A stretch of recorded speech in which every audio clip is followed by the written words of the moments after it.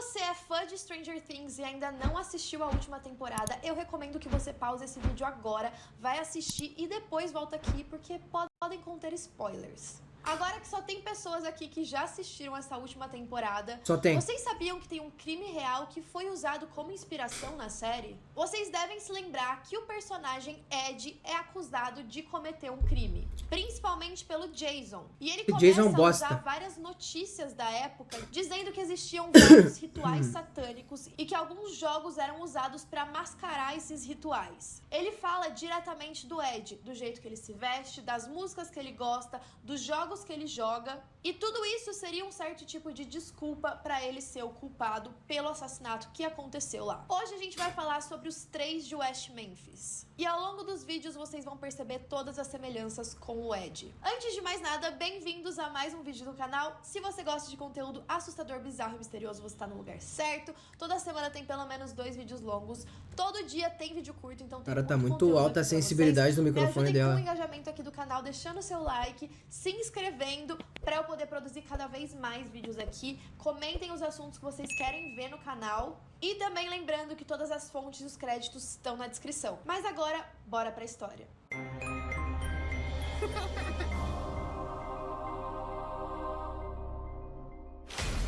Nessa quarta temporada de Stranger Things, a gente vê que tem todo um rebuliço ali na cidade, várias notícias no jornal, falando sobre satanismo, sobre rituais, sobre forças do ocultismo que estão tomando conta da sociedade e várias pessoas que participam dessa adoração de Satã. Entre elas tem o Hellfire Club, que inclusive é um clube que os nossos personagens principais também participam, e dá pra ver que é um clube completamente inofensivo, que eles jogam Dungeons and Dragons. Clube de nerdola. É um jogo de fantasia que você usa a imaginação e foi muito criticado por incentivar as pessoas a cometerem coisas ruins. O Ed é o personagem que é mais perseguido por conta disso, principalmente pelo estilo dele meio roqueirinho, meio fora da sociedade normal, que aquela cidade entende como o padrão. E os culpados pelo caso de hoje eram exatamente assim. Antes de mais nada, esse caso é muito famoso, não foi só em Stranger Things que ele foi usado, existem 3 documentários que falam exatamente sobre isso, e o documentário se chama Paradise Lost, vocês provavelmente já ouviram falar. Mas o que aconteceu? No dia 5 de maio de 1993, 3 garotos chamados Christopher Byers, Michael Moore e Steve Branch, caralho, Byers igual a Joyce Byers, de bicicleta em West Memphis. Eles tinham acabado de sair da escola, pegaram as coisas e saíram juntos. Eles eram melhores amigos. A cidade que eles viviam, West Memphis, era uma cidade muito pequena. Ela era uma cidade formada por várias pessoas bem conservadoras, bem religiosas, e todo mundo se conhecia. Também era considerado uma cidade segura. Ninguém se importava muito com o sistema de segurança. Eles foram vistos pela última vez às 6h30 da tarde. Mais tarde, naquela noite, os pais reportaram os filhos como desaparecidos. Isso porque eles tinham ido buscar os garotos no lugar onde eles tinham ido andar de bicicleta e eles não foram encontrados na região. Nessa cidade tinha uma área florestal conhecida como Robin Hood Hills. Era um lugar bem conhecido, muitas pessoas iam caminhar, iam correr, iam andar de bicicleta, tinha até um córregozinho que passava ali pelo meio. Então não tinha muito segredo, não era um lugar considerado perigoso, mas de novo, a cidade toda não era considerada perigosa. Cara, eu posso morar no lugar com menos criminalidade da história da humanidade, tá ligado? Porra, eu nunca ia deixar o meu filho de, sei lá, 8 anos de idade andar de bicicleta por aí sozinho, viado. Pô, deve ser porque a gente é brasileiro, tá ligado? E isso é uma coisa completamente inacreditável na nossa cabeça, mas porra, não é possível, velho. Não dá, velho, não tem como, mano. Os policiais foram até o local, começaram as buscas, mas foi só no dia seguinte que as buscas foram de fato mais pesadas, até porque estava de dia e isso deixava mais fácil. Enquanto os policiais estavam buscando pela floresta e aquela região perto do córrego, eles viram um tênis boiando. Então um dos policiais entrou nesse córrego, ele começou a andar em direção ao tênis e não demorou muito para ele achar o corpo de um dos garotos. Isso os que é corpos foda. dos outros 2 meninos não estavam muito longe dali, todos eles pareciam que tinham sido deixados ali naquela área de drenagem do córrego e os 3 estavam nus. Agora um alerta de gatilho, se você é sensível a esse tipo de conteúdo, pula o vídeo por alguns minutinhos, porque vai ficar meio pesado. Eles também foram encontrados com os pulsos e os tornozelos amarrados com cadarços. Os 3 tinham vários ferimentos ao longo do corpo, alguns deles pareciam marcas de mordidas. E eles também tiveram as genitais mutiladas. Não, então, um não, tava não. um pouco mais do que os outros, mas todos eles tinham ferimentos ali na região da virilha, principalmente. Também parecia que eles tinham sido espancados. As roupas deles depois Caralho, foram que isso? encontradas espalhadas ao longo desse córrego, e 2 deles foram dados como mortos por afogamento, já o outro pelos ferimentos. O Chris Byers foi o que foi dado morto por conta dos ferimentos usando uma faca. Eles também fizeram um teste de luminol na cena do crime, que basicamente Tomara que tenham achado esse vagabundo. que você passa e você consegue ver aonde tinha sangue. E eles descobriram que provavelmente eles foram mortos ali naquela região onde os corpos foram encontrados mesmo. Não parecia que eles tinham sido arrastados para aquele lugar,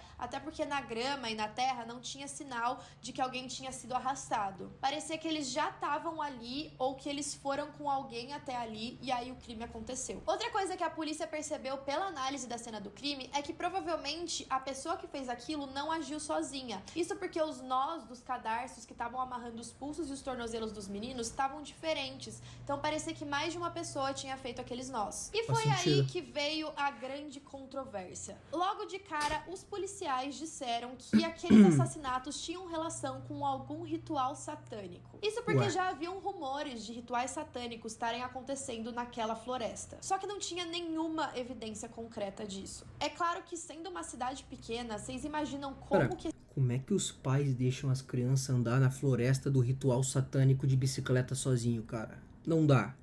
Ah, mas a cidade é... Foda-se! Porra!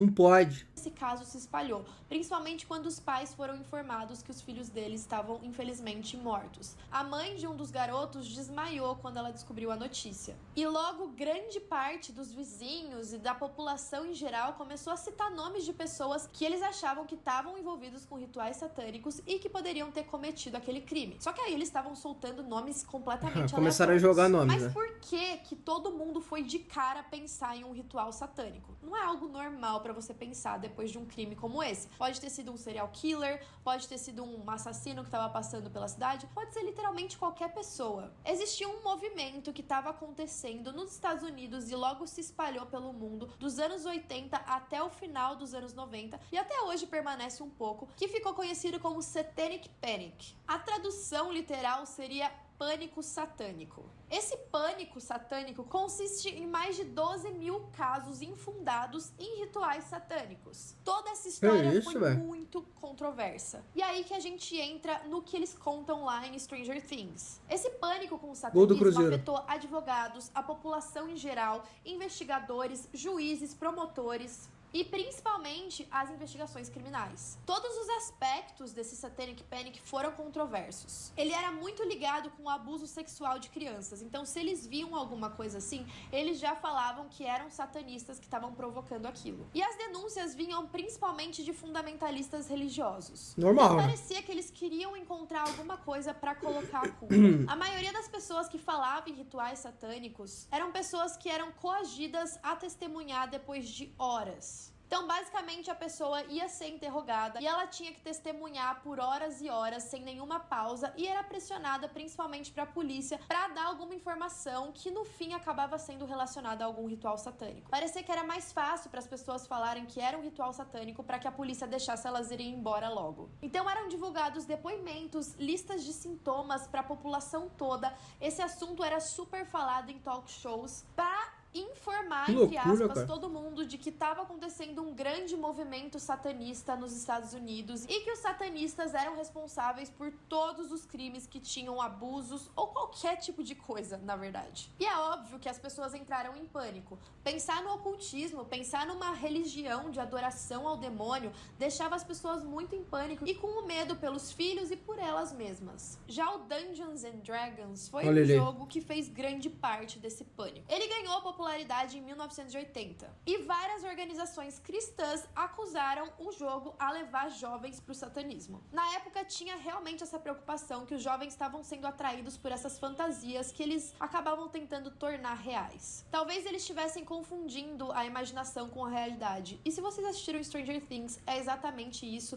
que o Jason fala para acusar o Ed, que ele estava jogando muito D&D e que ele estava achando que aquilo não era mais uma imaginação, mas sim a realidade, então ele decidiu sair matando todo mundo. Mas é claro que isso não é real. D&D é um jogo muito jogado até hoje e é inclusive utilizado em escolas pra Não tem incentivar a sentido, imaginação das pessoas. Eu, Não inclusive, tem lógica. joguei. Tá, esse era o contexto geral da época. Eu nunca Então, joguei. agora vamos voltar pro crime Nem vou. dos 3 de West Memphis. Uma pessoa chegou pra polícia e mencionou o nome de um cara chamado Damian Wayne Eccles, de 18 anos. Ele tinha todo aquele padrão fora da sociedade conservadora. Então ele tava sempre de preto, ele ouvia heavy metal, ele tinha interesse pelo ocultismo. É ele, parecia galera. meio sombrio, fumava, não tinha muitos amigos. Então a polícia já colocou ele como o primeiro suspeito direto. É claro que essa questão já foi muito importante, mas tinham algumas outras coisas que fizeram a polícia considerar ele como suspeito. O Damian tinha uma namorada na época e uma tia dessa namorada, chamada Narlene, disse ter visto o Damian próximo da cena do crime por volta Olha das aí, ó. 9 horas da Olha noite, aí. cheio de sangue. Agora, mas a gente aí- só tem o depoimento dessa testemunha. Pode ser que a tia da namorada só não gostava dele e queria colocar a culpa nele. Ele também tinha um histórico severo de problemas de saúde mental. Ele se descreveu como homicida, suicida, maníaco depressivo, esquizofrênico e sociopata. Inclusive, Não parece uma pessoa muito fácil.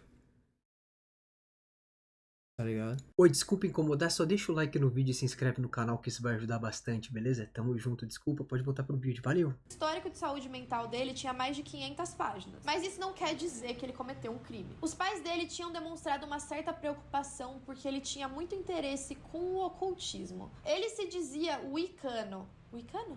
Ele se dizia praticante da religião Wicca. E ele também lia vários que é Wicca? livros sobre casos criminais. Mas convenhamos que se ler livros sobre casos criminais faz de você um assassino, todos nós somos, né? Quando Damian foi Eu não chamado sou. na delegacia, ele disse que ele tinha conversado com várias amigas pelo telefone durante a noite. Mas isso foi um álibi bem fraco. Algumas das amigas disseram que nunca tinham conversado com ele naquela noite. A polícia também bruxaria. perguntou como ele achava que a pessoa que cometeu aquele crime teria se sentido naquela noite. O Damian respondeu que provavelmente essa pessoa se sentia poderosa por ter feito o que ela fez. Ah, Ele tu não disse se que ajuda também, né, acreditava irmão? que o assassino teria atraído as crianças para a floresta, que como elas não eram grandes nem inteligentes, seria fácil controlar elas. E de novo, em uma primeira análise, parece suspeito que ele falasse todo esse tipo de coisa, mas qualquer pessoa que normalmente tem contato com casos criminais ou tem interesse em estudar sobre isso, vocês mesmos que estão assistindo esse vídeo, também teriam tirado as mesmas conclusões que o Damian.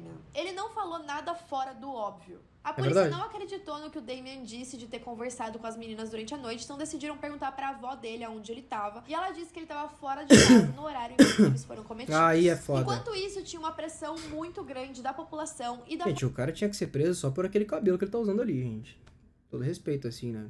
Moral, agora, falando sério, assim, não tem como. família das vítimas para que o caso fosse solucionado logo. A cidade era muito pequena, eles nunca tiveram experiência de ter um assassino entre eles, então eles queriam que alguém fosse preso. Isso fez com que a investigação da polícia fosse terrível. 3 pessoas acabaram sendo condenadas por esse crime. O primeiro, Damian Eccles, o segundo, um cara chamado Jesse Miskelly e o terceiro, Jason Baldwin. Tá, mas de onde que surgiu esses 3 nomes? O Jesse, um dos condenados, foi o responsável por ter levado os 2 para esse meio. A polícia recebeu a ajuda de uma mulher chamada Vicky, que tinha um filho de 8 anos, que disse ter visto uma atividade estranha quando Gol do ele estava Cruzeiro, saindo galera. da escola. Ele disse que um dos garotos estava conversando com um homem Caio que teria Jorge. oferecido carona para ele, mas o menino recusou. A Vicky também disse que no dia 19 de maio de 1993, ela, o Damian e o Jesse teriam participado de um ritual de bruxaria na floresta. Ela alegou que essa reunião se transformou logo em uma orgia. E aí ela pediu pro Damian levar ela pra casa. O Jesse teria ficado na cena e supostamente essa mulher passou no teste de polígrafo depois de ter contado essa história pra polícia. Então tá, agora a polícia tinha o nome do Jesse e também do Damian. O Jesse era conhecido por ser um cara com um QI baixo. Ele tinha um QI de 72. Operário, Quando ele né? foi interrogado pela polícia, ele contou várias histórias diferentes. E a polícia também manipulou muito o interrogatório. Isso é um fato. Eles ficaram tentando fazer o Jesse confessar, mas eles faziam algumas perguntas que já induziam ele a erro. Ele foi interrogado durante 12 horas seguidas. Puta Ele que já pariu. estava confuso, ele estava exausto e ele só queria sair dali. Então chegou uma hora que ele só estava respondendo o que a polícia queria saber. Então, por exemplo, as perguntas não eram pra ele de fato responder, tipo, qual foi a arma do crime? A pergunta então já era, foi usada uma faca então? De forma que o Jesse só concordava. Sim, foi usada uma faca. faca. E o bizarro é que dessas 12 horas de interrogatório, eles só registraram 1 hora. No dia 3 de junho, ou seja, pouco tempo depois, o Jesse confessou. Ele disse ter visto Damian batendo muito forte na cabeça de um dos garotos e depois abusando sexualmente dele. Ele disse que o Damian teria usado os próprios punhos pra bater no garoto depois. E o Jason, o outro cara que tava com eles, se virou e fez a mesma coisa com um outro garoto. Ele disse que o terceiro menino saiu correndo de forma que ele teve que correr atrás dele, e aí ele conseguiu chegar até o garoto, fez com que ele ficasse lá até o Damian e o Jason chegarem e fazerem a mesma coisa. Só que o Jesse, nessa não pula. Olha o gato aí, mano. Ai, Jesus Cristo. Só que o Jesse, nesse interrogatório, falou algumas informações bem fora do que realmente tinha acontecido. Primeiro, ele disse que o crime aconteceu ao meio-dia. Ele também alegou falsamente que os garotos tinham sido agredidos sexualmente e tinham sido amarrados com uma corda. Na verdade, foram cadarços. Então dava pra ver que o Jesse estava confuso, que ele estava mudando a história, que ele não sabia exatamente o que tinha acontecido. E eram detalhes cruciais pro caso. Como que ele não se lembrava que o crime tinha sido cometido à noite, se ele estava presente, se ele foi culpado? O advogado de defesa, inclusive, falou exatamente isso. Só que os policiais falaram que o Jesse só ficou confuso. Eles fizeram um teste de polígrafo no Jesse e ele falhou no teste. Ele também tinha um álibi muito forte, coisa que o Damian e o Jason não tinham. O Jesse, naquela noite, estava assistindo uma luta em uma outra cidade. Tiveram várias testemunhas que viram ele lá e falaram que ele não estava na cidade. Outra evidência que a acusação mostrou para tentar provar que eles eram culpados foi que o Damian lia Stephen King e também ouvia Metallica. Como se isso indicasse qualquer coisa que ele pudesse estar envolvido com um crime só pelos livros que ele lê ou a música que ele ouve. Se for assim, de novo, eu devo ser uma assassina. Além disso, um colega detento também tinha falado que o Jason assumiu o crime e duas meninas que estavam na mesma escola dos garotos disseram ter ouvido Damian também confessando para outros meninos que ele era o responsável. A defesa procurou mostrar outros suspeitos, principalmente um adolescente que tinha partido para Califórnia logo depois dos crimes. Só que o juiz não deixou esse adolescente testemunhar perante o júri. Bem estranho.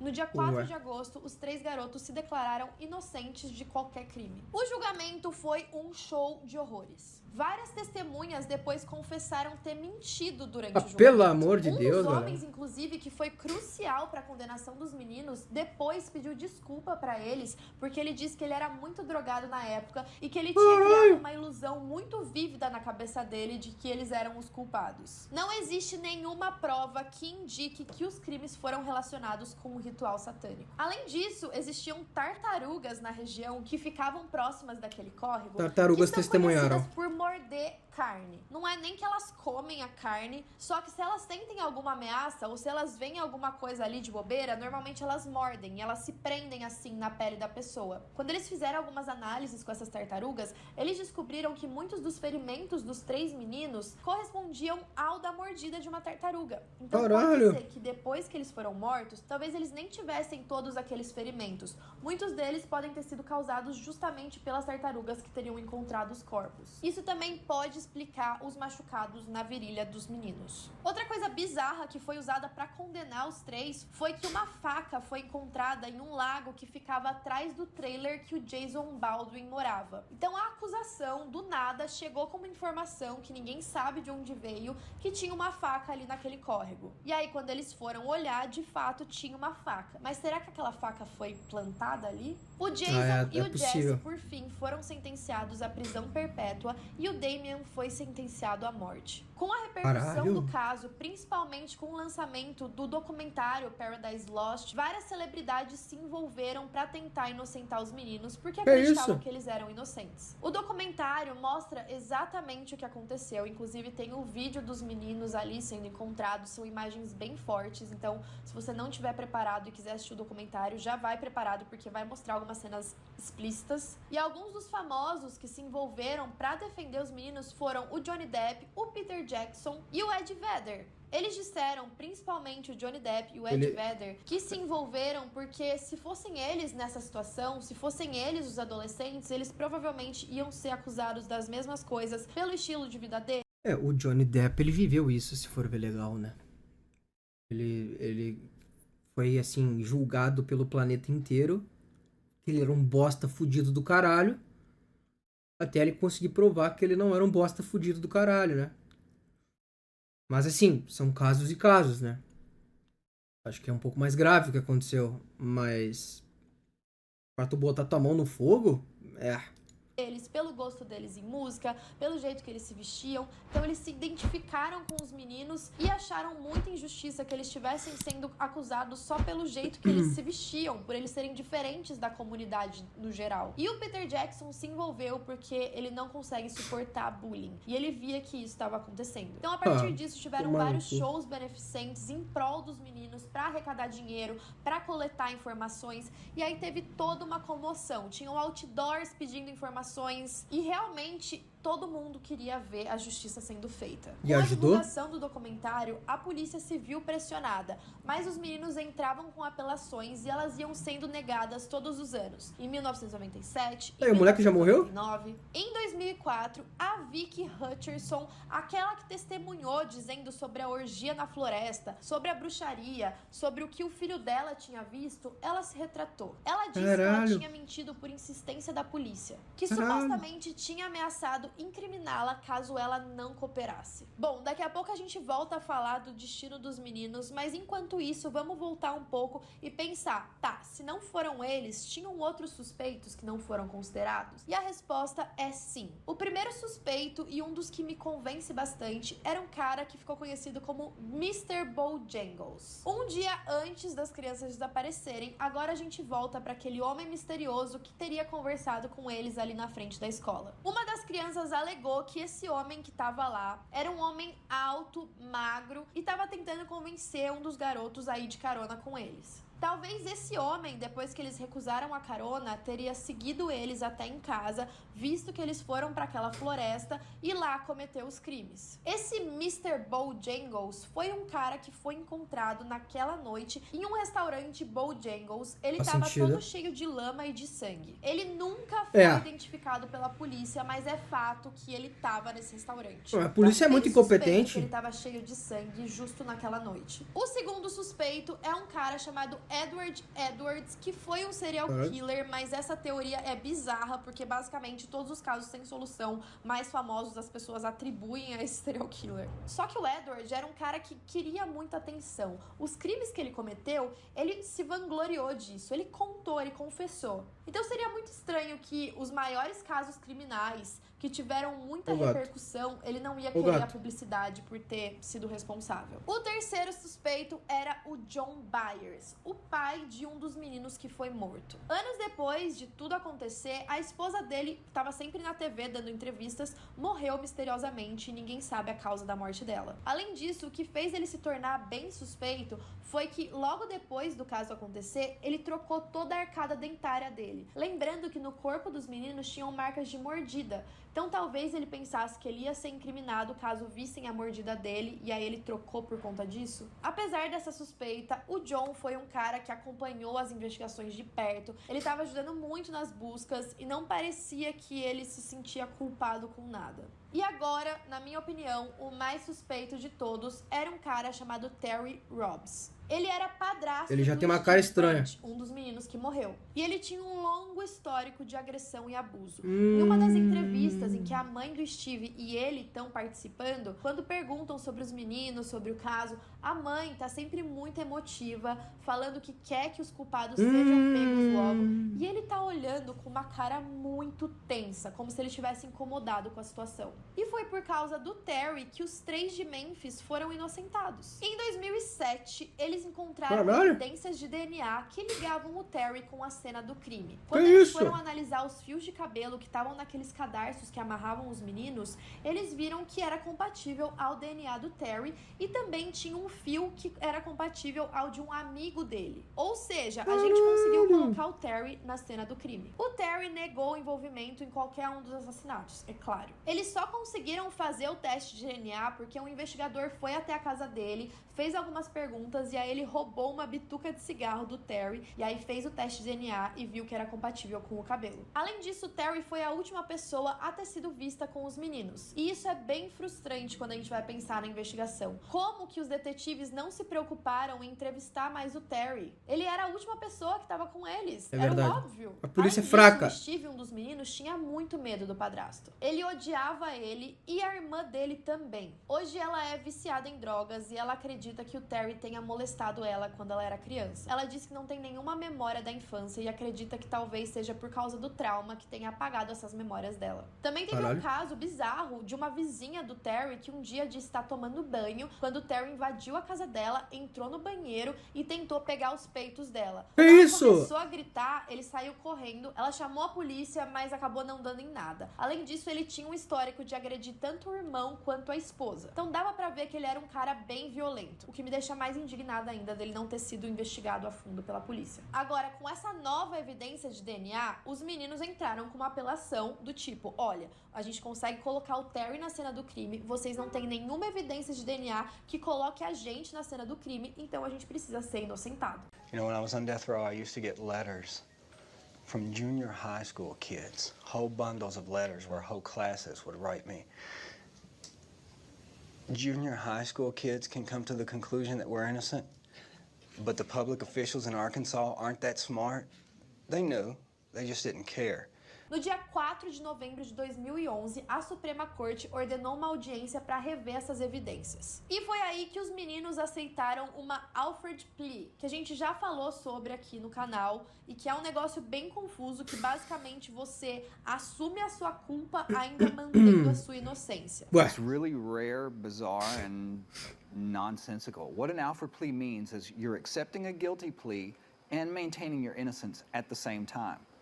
The reason it exists is so that it sort of brings closure to a case and it prevents the state from being held responsible for what they've done. Nas palavras do Damian, porra é basicamente essa? o que significa é: você vai fechar o caso e você não responsabiliza o governo por nenhum erro que eles tenham cometido. Então isso imuniza o governo de que você entre com uma ação de indenização contra eles por conta de algum erro na investigação. O júri também apresentou a confissão do Jesse, que era inadmissível. Isso porque ficou provado que não tinham os registros, que ele foi interrogado durante horas e que a polícia talvez tenha manipulado ele a falar as coisas, principalmente porque várias testemunhas voltaram atrás admitindo que tinham mentido. Um juiz anulou Esse é o todas pior as três julgamento da condenações história. no dia 19 de agosto de 2011. Eles foram soltos 18 anos depois de terem servido na prisão durante metade da vida deles. Cara, que Até merda. os pais dos próprios meninos que foram mortos assumiram que eles eram inocentes. O Damian ficou confinado em uma cela solitária durante 10 anos, enquanto esperava no corredor da morte. Ele, inclusive, publicou alguns livros depois que ele saiu. Hoje ele já deu várias entrevistas, os três conheceram vários dos famosos que ficaram do lado deles. E quando perguntaram pro Damian por que ele aceitou essa Alfred Plea, porque em teoria eles teriam se assumido como culpados, apesar de já terem cumprido o tempo suficiente para serem libertos. E o Damian falou que ele simplesmente não via alternativa. Ele já estava há muito tempo Era preso, melhor que nada, ele né? disse que ele já estava enfrentando vários problemas de saúde, porque quando você é um preso no corredor da morte,